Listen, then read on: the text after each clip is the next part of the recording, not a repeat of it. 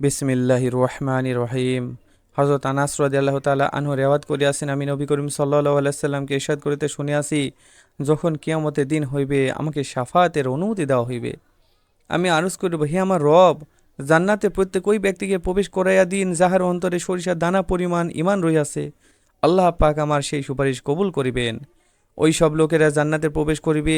অতঃপর আমি আরজ করিব, প্রত্যেক ওই ব্যক্তিকে জান্নাত দান করিয়া দিন যাহার অন্তরে অনুপরিমাণও ঈমান রহিয়াছে। বুখারী শরীফের হাদিস, হাদিস নাম্বার ৭৫০৯।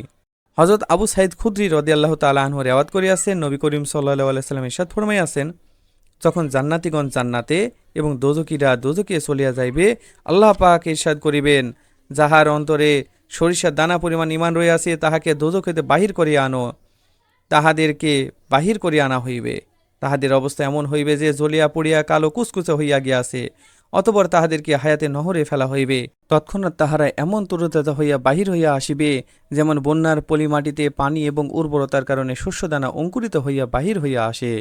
তোমরা কি কখনো ভাবিয়া দেখিয়াছ কেমন আভা হলুদ রঙের হইয়া থাকে এবং ভাঁজে ভাঁজে বাহির হইয়া আসে? বুখারী শরীফের হাদিস, হাদিস নাম্বার ২২।